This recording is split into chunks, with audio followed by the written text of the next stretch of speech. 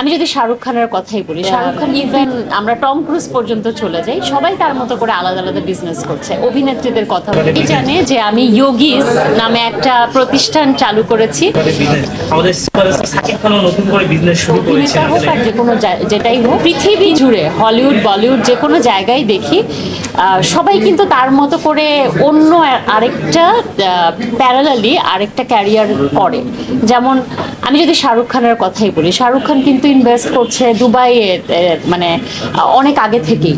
তো এরকম প্রত্যেকটা মানুষের যদি আমরা আলাদা আলাদা করে বলি, ইভেন আমরা টম ক্রুজ পর্যন্ত চলে যাই, সবাই তার মতো করে আলাদা আলাদা বিজনেস করছে। অভিনেত্রীদের কথা অনেকেই জানি যে বিজনেসের অনেক রকম মডিউল আছে। হয়েছে যে আমরা বলিউডের কোনো হিরোকে হয়তো নিয়ে এসেছি, আমরা বলেছি যে সেই হিরোটা হচ্ছে আমাদের কো প্রডিউসার।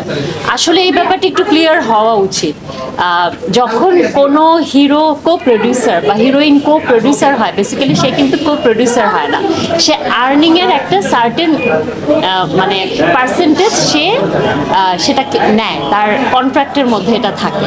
তো তার মানে বিজনেসও আবার আমরা অনেকে জানি যে পার্টনারশিপটা কীরকম হয়, মানে কেউ ওয়ার্কিং বিজনেস ইনভেস্টর হয়, কেউ ফিনান্সিয়াল ইনভেস্টর হয়।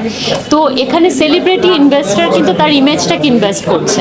সো এটা অবভিয়াসলি সেই বিজনেসের জন্যও ভালো এবং এই সেলিব্রিটিটার জন্যও ভালো, কারণ প্যারালালি দুজনেই লাভবান হচ্ছে। এই জানে, ইনফ্যাক্ট সবাই জানে যে আমি ইয়োগিস নামে একটা প্রতিষ্ঠান চালু করেছি।